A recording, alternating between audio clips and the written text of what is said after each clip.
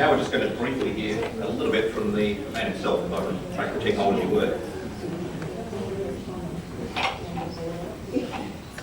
The scene opens with a small expat British community in McCullough in the southeastern protectorate on the coast of Yemen, and they're preparing for fancy dress party.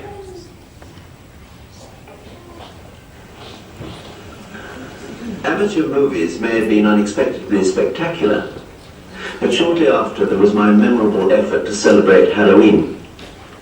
It started with an invitation to the whole expatriate community to get into fancy dress.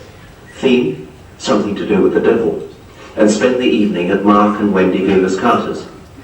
All accepted, save the bookers, Catherine feeling it was not right to tempt the devil so. Besides, I do not think she approved of the Vivas Carters, but she asked everyone to have a drink with them beforehand, so she could view the costumes. What to wear? I knew, a flash of inspiration, I would go as a werewolf. I had a supply of tow, that fibre used to clean the barrels of a shotgun. I would shred it and stick it thinly over my person using glue from the souk market. It was an excellent idea, up to a point. The disadvantages emerged later.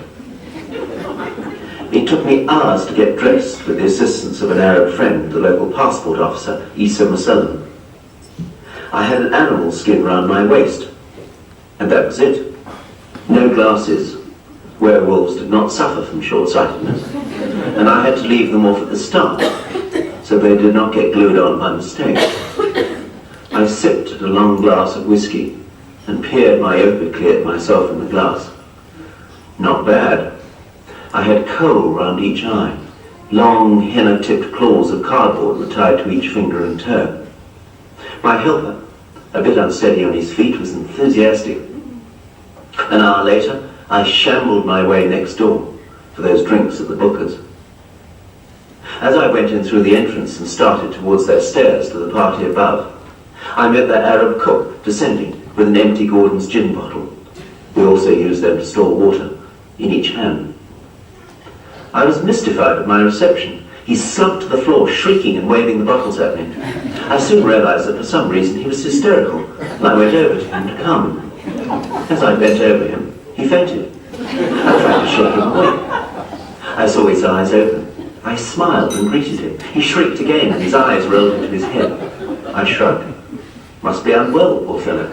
Nothing that I could do. He needed the doctor. I would see if Ken was upstairs. He was. So was my hostess.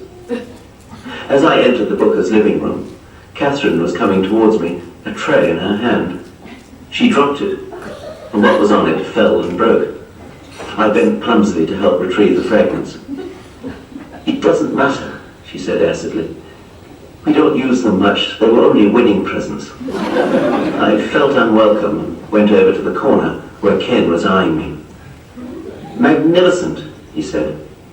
Not so bad yourself, Ken. I thought his get-up was terrific. He was wearing a skin-tight costume of black satin with all the bones painted in luminous paint. But what's that dreadful noise down there? He inquired. I suddenly remembered the Booker's cook must have recovered consciousness. I hurriedly explained that the poor fellow had some sort of unexplained fit. Ken got up and went to him. I was later told that the cook was just coming to again when he opened his eyes and found a skeleton bending over him. He went to hospital for the rest of the night. From then on, our host's zest for entertaining us faded somewhat. No cook and a shattered wedding present. We thanked them and piled into residency vehicles for the trip through the town towards Mark and Wendy's. There we were greeted with much wit and jollity, accepted drinks, and soon the gaiety was restored. I was bobbing for apples on strings, next to the assistant bank manager. Cliff Leslie was dressed, rather obscenely, as a baby devil, with a forked tail protruding from his black nappy and a sparkler tied to the end. Someone lit it, quite innocently. The next thing there was a whoosh. I was on fire from the waist up. The tail was going into the gun on. I caught a spark. It lasted a few seconds. I ran yelling round the large room, flames shooting 6 feet into the air. Then they were out, the last bit extinguished by Janet with her cushion. She was dressed as an old lady. They say I'm an old witch in the village, with football boots on, which made it hard for her to keep up with my passage. She must have swung out as I rushed by. They had great problems putting me under a general anaesthetic, while Ken and his assistant, Dr. Tybe, were trying to clean me up. I came to every so often under that bright light, with sharp pains lashing my shoulder, and Dr. Tybe's reassuring voice, "Breathe deeply, Mr. Crouch, or breathe deeply." The glue had worked well too. At least I was spared the trouble of trying to get it off. I was scorched nearly all over, but only severely so on one shoulder and on both ears, which crisped and blackened like 2 overdone cocktail leads for some weeks. After the first excruciating 24 hours, during which I vomited with the pain each time the oozing bandages were changed to avoid sepsis, I was flown to the air-conditioned sterility of the Queen Elizabeth Hospital in Aden for a fortnight. I was perched naked in a freezing cold room on one relatively unburned buttock, and was injected 4 hourly with penicillin until I developed a severe allergy. And I grew several new skins a day that split until the fierce red had calmed to baby-bottom pink. My McCullough epitaph was twofold. I won the prize for the best costume. I never wore fancy dress again. And 2 elderly Sayyids, it was reported, had been overheard discussing the accident. The conversation, in Arabic, was apparently as follows. The Christians, God rot them, had a party. One of them, God spare him, was injured. Heavens, or equivalent. What happened? He was drinking whiskey and smoking cigarettes at the same time.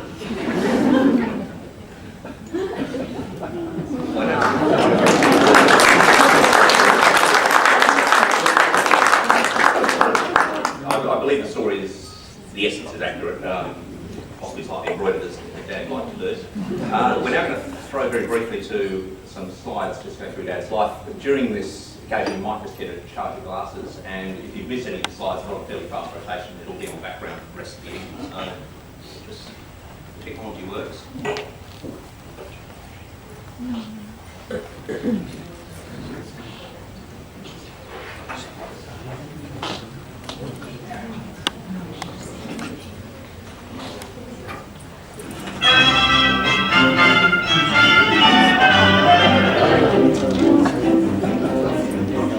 In tropical climes there are certain times of day when all the citizens retire to take their clothes off and perspire. It's one of those rules the greatest fools obey, because the sun is far too sultry and one must avoid its ultraviolet rays.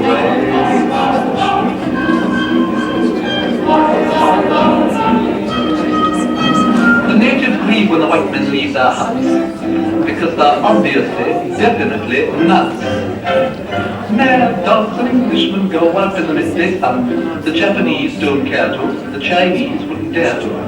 Hindus and Argentines sleep firmly from 12 to 1, but Englishmen deter stars, yes sir. In the Philippines they have lovely screens to protect you from the glare. In the Malay States there are hats like plates which the Britishers won't wear. At 12 noon the natives swoon and no further work is done, but mad dogs and Englishmen go out in the midday sun.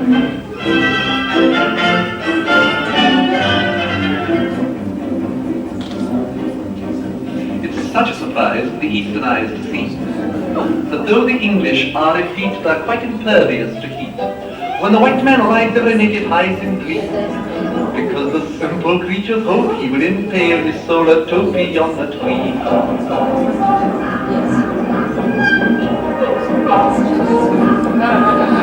It seems such a shame when the English claim the earth, that they give rise to such hilarity and mirth.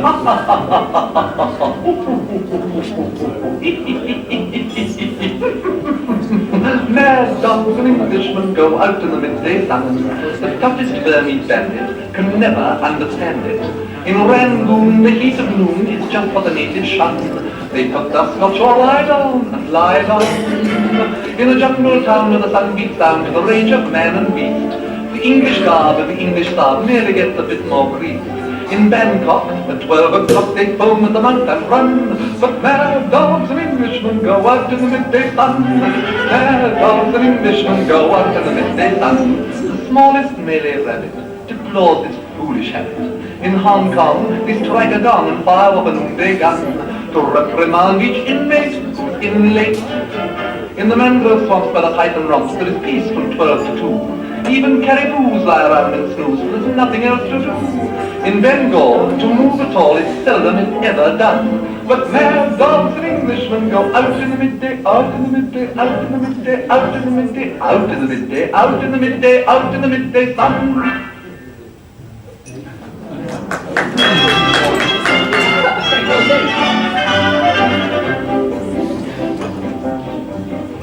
In tropical climes there are certain times of day when all the citizens retire to take their clothes off and perspire.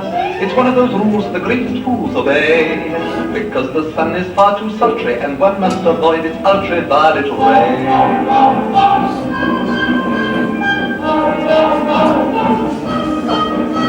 The natives grieve when the white men leave their huts, because they're obviously, definitely nuts. Mad dogs and Englishmen go out in the midday sun. The Japanese don't care to, the Chinese wouldn't dare to. Hindus and Argentines sleep permanent from 12 to 1, but Englishmen deter stars the years round. In the Philippines they have lovely screens to protect you from the glare. In the Malay states there are hats like plates which the Britishers won't wear. At 12 noon the natives swoon and no further work is done. But mad dogs and Englishmen go out in the midday sun.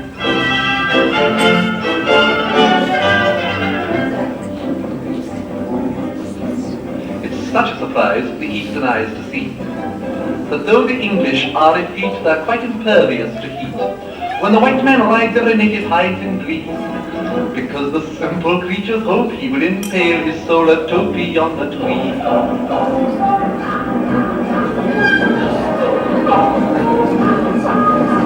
It seems such a shame when the English claim the earth, that they give rise to such hilarity and mirth.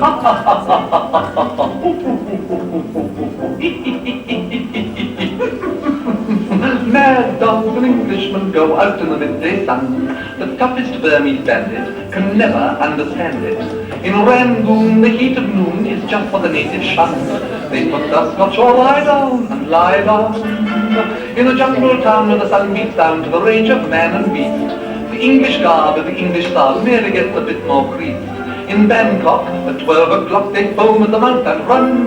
But mad dogs and Englishmen go out in the midday sun. Mad dogs and Englishmen go out in the midday sun. The smallest Malay rabbit deplores its foolish habit.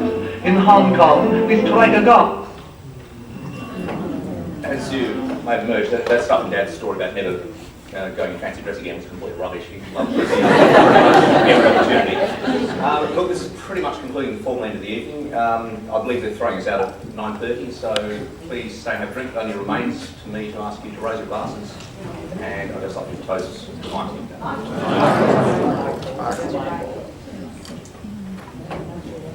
Thank you. Please enjoy yourself.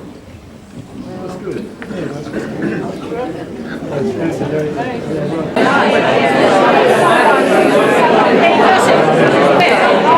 Sorry, thank